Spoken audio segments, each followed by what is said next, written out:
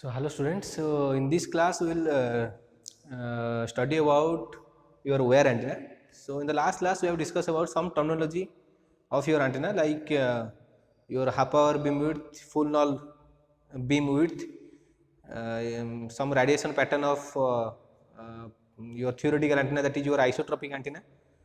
Then we have discussed about the directional antenna or practical antenna radiation pattern. In this class, before I will mathematically prove the radiation pattern. Before that, we must know what are the types of wired antenna present and which wired antenna having maximum radiation efficiency. Radiation efficiency means having maximum radiation capability, that is whatever current and voltage wave that antenna receive, it will convert maximum amount of current and voltage into electromagnetic radiation. So in wire antenna category we have three types of antenna. First is your Hertzian dipole. Hertzian dipole, or it's also known as infinitesimal small dipole. How we can determine this, that this is a Hertzian dipole? By seeing the length. If the length of the antenna is less than lambda by 60, if the length of the antenna is less than lambda by 60, then that antenna falls into category of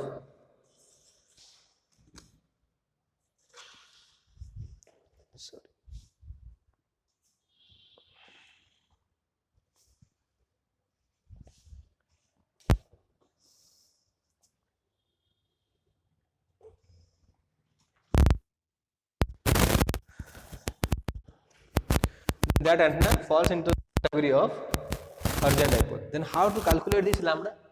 I have already, if you are, how to calculate this lambda? Lambda is nothing but C by F, where F is the frequency of the signal, that is already given to you. That is, if I am feeding a source, this source must be a AC signal, and each AC signal having some frequency, and you know the speed of the electromagnetic wave is nothing but the speed of the light, and the relationship between lambda and frequency is lambda is equal to C the velocity of light divided by frequency. From this we can calculate the length, and after that you can compare with the given length of the wire with your wavelength. If this given length of the wire is less than lambda by 60, then it is known as your Hertzian dipole. Then we have small dipole antenna. Small dipole antenna, similarly the length of the antenna, here L denotes the length of the antenna. Length means this, because this is a wire antenna and a wired conductor having some length, that's why length is compared with wavelength. And the maximum radiation efficiency, that is your dipole antenna or half wave dipole. That's why this is known as half wave, because here the length of the antenna is lambda by 2, that's why half wave. Total wavelength divided by 2, that's why half wave dipole. So this antenna is having maximum radiation efficiency, maximum radiation efficiency. This antenna having maximum radiation efficiency. So we will study about this half wave dipole antenna later. First we will see this Hertzian dipole radiation pattern. First we will see this Hertzian dipole radiation pattern, that is infinitesimally small dipole antenna, very small wired antenna, and we will study the behavior and its radiation pattern. So once I will teach you about this Hertzian dipole, similarly we can calculate for this half wave dipole. So first see how I am going to draw the radiation pattern for this Hertzian dipole.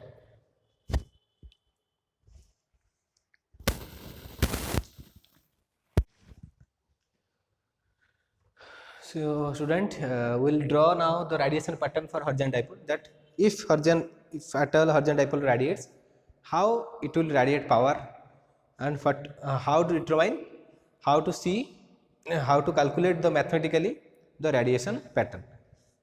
So first of all, I have taken your coordinate axis XYZ, or here in the Z direction I put your current carrying conductor, because this conductor is going to radiate it, because it has infinitely small length. I am taking here dl is the length of the antenna, Now I want to calculate the radiation pattern at this particular point P, and as I have already explained you that r theta phi is the necessity for the coordinate system, that is spherical coordinate system we are going to use for your antenna or radiation to see the radiation pattern. So here we have the magnetic field strength. Here I have taken the magnitude. Magnitude is nothing but I0 beta dl sin theta by 4 pi r. Student, no need to mug up this formula. We will use this formula to calculate the radiation pattern, and how we will use, we will see this. So just remember that Hertzian dipole magnitude h phi s is depending on, here the angle is sin theta, here the angle is sin theta. This angle is necessary for us, and it is inversely proportional to radius of the, radius means your distance. Suppose this is a point P and this is the distance r, and this is your angle theta and this is your angle phi. You always remember like this. So this, I place the conductor along the z axis, and the z axis we have theta angle like this, and we have phi always measure from your x axis, phi is always measured with from your x axis, theta is always measured from your z axis, and this is your y axis. So if I ask you that theta, if theta is equal to pi by 2, that means theta is equal to pi by 2, that means 90 degree means it will be at this axis, y axis. So theta is equal to pi by 2 means it will be placed on the point will be on the y axis. So student, remember that this magnetic field intensity here, the magnetic field intensity here is maximum when this sin theta is maximum, because this sin theta is maximum only when theta is equal to pi by 2. So pi by 4, because the value of maximum value of sin theta is 1, and that 1 will be occur when theta is equal to pi by 2. So the maximum magnetic field intensity in the phi direction, this indicates that magnetic field intensity is in the phi direction. The maximum magnetic field intensity is I0 beta dl by 4 pi r. So now we will calculate the normalized magnetic field intensity, normalized field intensity, normalized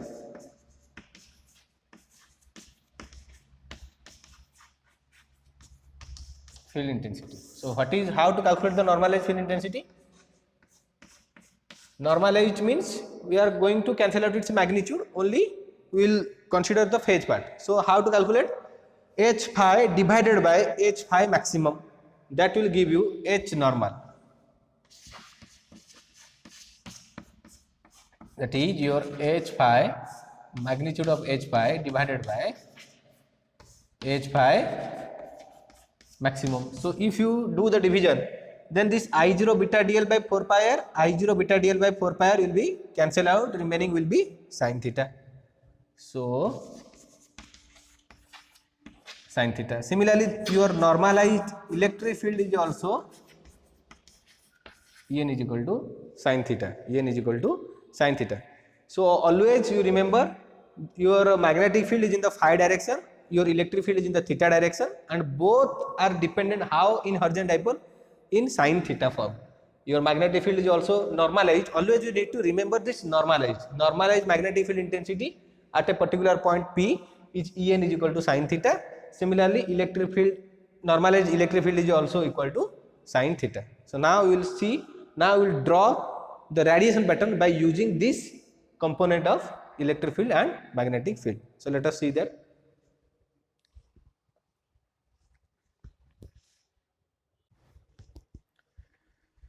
So student, now we will draw the radiation pattern. So radiation pattern means your normalized electric field, that is your sin theta form, and we know this En is depending on theta as well as phi, that is your En theta phi is equal to sin theta.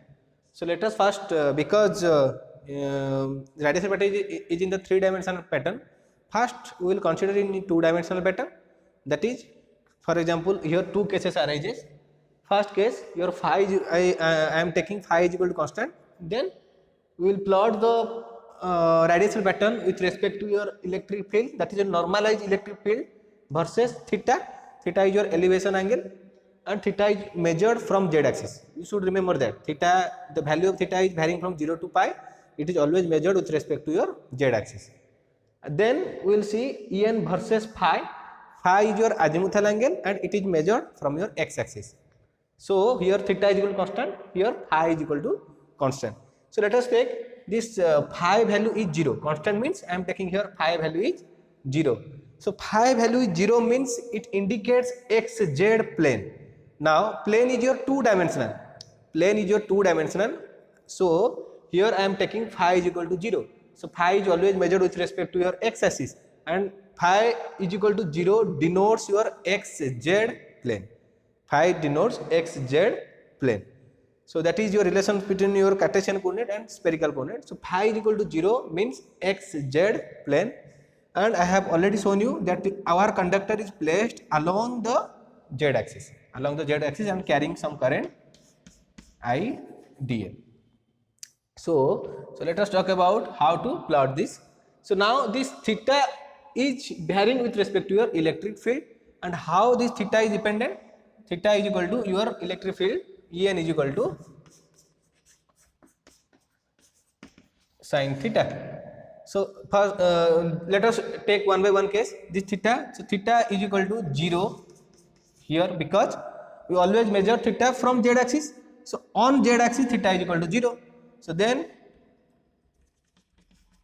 this is your theta is equal to pi by 4. Similarly, this is your theta is equal to pi by 2. Then we have theta is equal to pi by 2 plus pi by 4. That will give you 3 pi by 4. So just addition pi by 4, that is your 135 degree. So this is your theta is equal to 90 degree plus 45 degree, again 45 degree, that is your 130. Pi by 2 means your 90 degree. Here this is 45 degree. Pi by 4 means 45 degree. Theta is equal to 0. Then we have just this is your theta is equal to pi by 2, that is 90 degree. Then the middle portion is your theta is equal to pi by 4. Then theta is equal to 135 degree. This is your 135 degree, or we can write here is pi by 2 plus pi by 4, which is nothing but 4, 2 pi plus pi, 3 pi by 4. That is your 3 pi by 4. Then we have here 3 pi by 4. Again we have, again this angle will be your pi by 2 and pi. This is your 3 pi by 2, 3 pi by 2 plus pi by 4. Then we have theta is equal to here pi. So like that you have to, then this is your theta again is equal to 2 pi. So you have to see like this. So this is very very important. So theta is equal to 0. So how to calculate here? First case, theta is equal to 0, which means what will be your normalized electric field strength? Electric field strength is equal to 0 because sin theta is equal to 0. Theta is equal to pi by 4. But theta is equal to pi by 4, your normalized electric field En is equal to sin pi by 4. Sin pi by 4 means 1 by root 2. Sin pi by 4 means 1 by root 2, or we can write here 1 by root 2 means 0.707. Then theta is equal to pi. Again theta is equal to pi by 2. Here you have maximum En is equal to sin 90. Sin 90 is equal to 1. So similarly, just like that, again we have theta is equal to 3 pi by 4. Here also En is equal to 1 by root 2. 1 by root 2. Then we will have, again we have to calculate like this. So how we can plot? So theta is equal to 0, En is equal to 0. That means no radiation at all along the conductor. So conductor is not radiating at all in this direction. So when theta is equal to pi by 4, En is equal to 1 by root 2. Here this is your 1 by root 2. So 1 by root 2, for example, like theta is equal to pi by 4, here you have 1 by root 2. This is your 1 by root 2 or 0.707. Then we have here the point theta is equal to pi by 2. What is the value of sin pi by 2? That is your 1. So obviously 0.707 is less than 1. So how your radiation pattern will be? So radiation pattern will be like this. Then again it will be at 0.707. Then again will be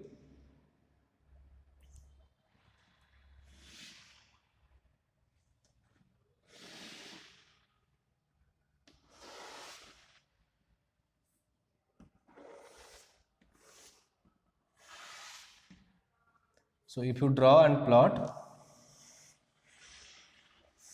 it will form like this.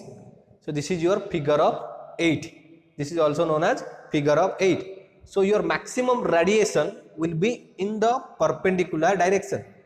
So because you place the conductor like this, you place the antenna conductor in the Z direction, but you got the maximum radiation in 90 degree. So this is your theta is equal to 0. In theta is equal to pi by 2, you got your maximum radiation. This is your main loop. This is your main loop which we have studied in the last class. This is your main loop, but it also has a maximum radiation in pi by 2 direction along the conductor, but in the opposite direction as well. So in the both the side we will have two main loop radiation will be present. So this is your radiation pattern for electric field with for your Hertzian dipole. The next plot we will see about the second plot. I will draw En versus phi. En versus phi. Then how to draw this? So this is very easy because your electric field is independent of phi. So that's how. Now I'm going to explain that. So En versus phi. En versus En versus phi, where theta is equal to constant. Here theta is equal to constant. So let's take theta is equal to pi by 2. So theta is equal to pi by 2 means you will have xy plane. You will have xy plane. So here whatever value we will plot with respect to your phi, it will form like a circle. With respect to your phi, it will form like a circle. Phi is equal to 0, phi is equal to pi by 2, because your electric field is independent of phi, so it will give like a constant circle. It will give like a constant circle. So now we will combine these two plot, then that will give you a three-dimensional radiation pattern. So the pattern will be intersection of both these, so it will form like this. So this is all about your radiation pattern and how we plot the radiation pattern. So radiation pattern we will plot from your electric field strength and magnetic field strength, and from this point we determine your angle. What type of angle? Here we can determine this point is your 1 by root 2. So just student, square of this is square of 1 by root 2 square. 1 by root 2 square means 1 by root 2 square is equal to 1 by 2. So that means this is your half power. Here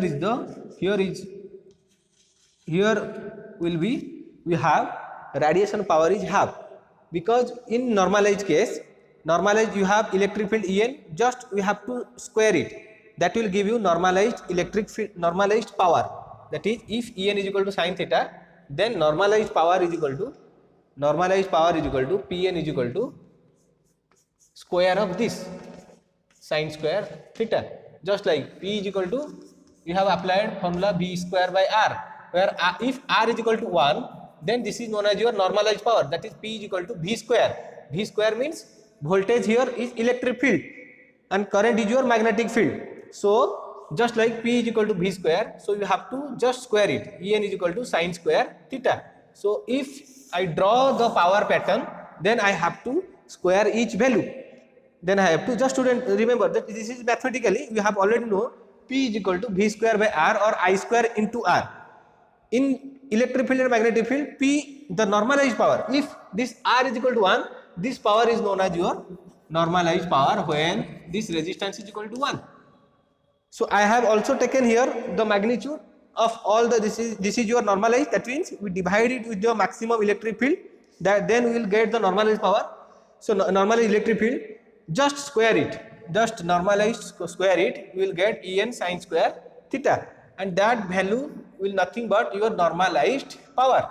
So if it is a normalized power, then the pattern will be like this only, but here we got 1 by root 2. Here we, in normalized power case we will get 1 by 2.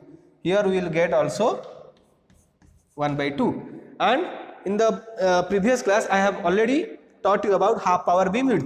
That is the angle it will form when the power is half. So when the power is half, here power is half at theta is equal to pi by 4 and also theta is equal to 3 pi by 4. So the half power beam width, how to calculate half power beam width is nothing but this theta, theta is equal to 3 pi by 4, 3 pi by 4, what is the angle? 3 pi by 4 minus this angle is your half power beam width, half power beam width. So theta is equal to 3 pi by 4 minus pi by 4, so just take the LCM, 3 pi minus pi, which is equal to 2 pi by 4, which is nothing but is equal to pi by 2. So half power beam width for your Hertzian dipole, if somebody asks you what is the half power beam width for your Hertzian dipole, that is your 90 degree. So half power beam width is your 90 degree. Then we will also calculate your full null beam width, that is when the power is 0. So that angle is this angle. So we will have full null beam width only when occurs theta is equal to 0, we have no radiation, and theta is equal to here, theta is equal to pi, we have no radiation. So what is the angle? What is this angle? This is your full null beam width. And then how to calculate this full null beam width? That is equal to, you have pi. So you can see the exact relation.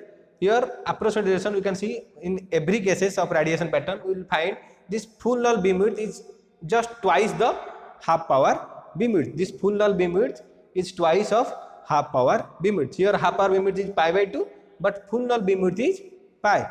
Full null where the radiation is 0. In z direction we can see no radiation. Radiation will be like this. So no radiation at all in the z direction. That means the power radiation electromagnetic waves is not radiating at all in z direction as well as in the minus z direction. So that angle, what is the angle between this two full null? Full null means 0 power, that is known as your full null beam width. And what is the angle when the power is half? This is your half power beam width. So hopefully student, whatever we have theoretically studied in the last class, now we can calculate it mathematically. So half power is nothing but angle width between the two sides, that I have already explained you theoretically.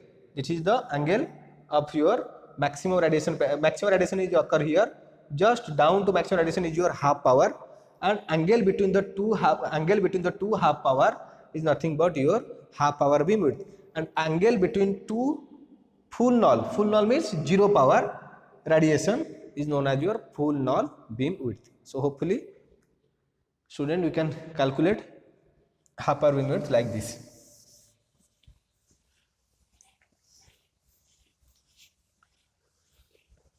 So when I will teach you array of antenna, then once again I will draw this pattern. So kindly pay attention to this, how I am plotting this.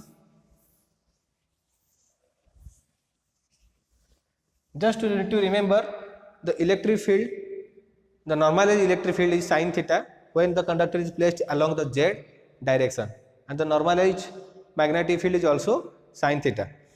And if I place the conductor in the y direction like this, your normalized electric field is no more sin theta, it is equal to En is equal to cos theta.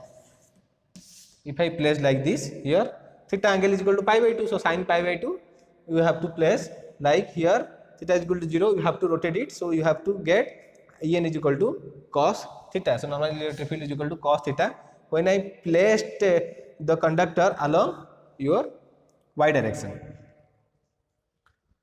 So no need to remember all this, just we need to remember the first normal electric field. So normal electric field or normalized magnetic field is sin theta for your Hertzian dipole, and normalized power is square of the electric field or magnetic field, that is your sin square theta. That value you need to remember. Then we will study about the next chapter.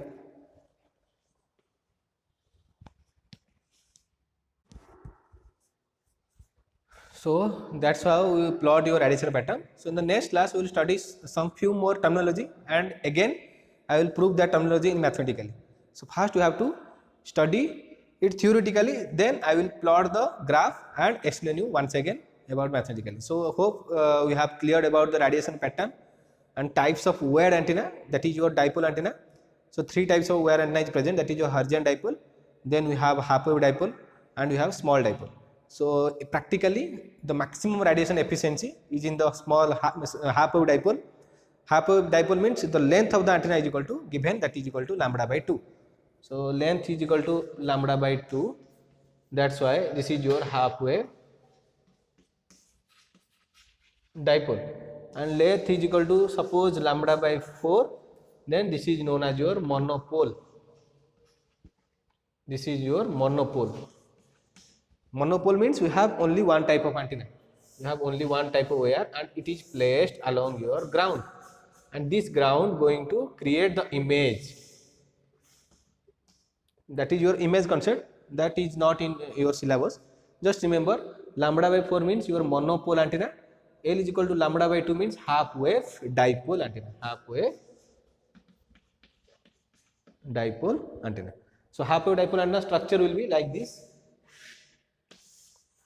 This length is your lambda by 2, this is your lambda by 4, and this length is also your lambda by 4.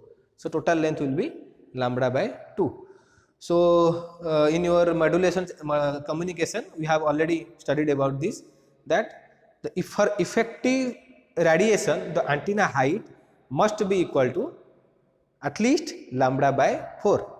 That's how we design your antenna for your modulation. That's why we need modulation, because your message signal, the message signal frequency, for example my voice frequency, if I want to radiate it, my voice frequency somehow is 3 kilohertz. If 3 kilohertz is the voice frequency, then what will be the length of the antenna? Length of the antenna minimum we can find here, length of the antenna at least equal to lambda by 4, then only effective radiation will be happen. So length is equal to lambda by 4. So how to calculate lambda? Lambda is equal to c by f. C means 3 into 10 to the power 8, that is your velocity of light. Then we have 3 kilohertz, 3 into 10 to the power 3. So 3 cancel out, we have 10 to the power 5. 10 to the power 5 means we have 10 to the power 5 meter or 100 kilometer. So 100 kilometer means if I put this, so length of the antenna is equal to 100 by 4, which is equal to 25 kilometer. So in order to radiate this 3 kilohertz frequency, you need to design a antenna having length 25 kilometer, which is not practically possible. So if for effective radiation, your length of the antenna at least equal to lambda by 4. And lambda, how lambda is related to frequency? Lambda is equal to c by f. Here lambda is equal to c by f, and c is the velocity of light, and frequency is your, suppose you want to transmit your voice frequency, and we have already know voice frequency is 3 kilohertz. So that's why we need a carrier, you need modulation. Modulation, why, what is the purpose of carrier? This carrier frequency going to increase the frequency of the your message signal, is going to increase the frequency of the message signal. So because of that we use a carrier frequency, and we have many types of modulation, and because of this translation of frequency, your length of the antenna will be decreased, and you can practically design. For example, for 3 kilohertz we need a carrier frequency of 3 megahertz. The moment I choose 3 megahertz of carrier frequency, here I can put 10 to the power 6. and 10 to the 6 means this is cancel out, this is become 10 square, that is equal to 100 meter. Still 100 meter is a very large antenna. You need to, that's why you need to choose the carrier frequency in order to reduce the size of the antenna. So that is the end of your this class. Next class we will study more about antenna terminology, and then I will prove that mathematically. So thank you.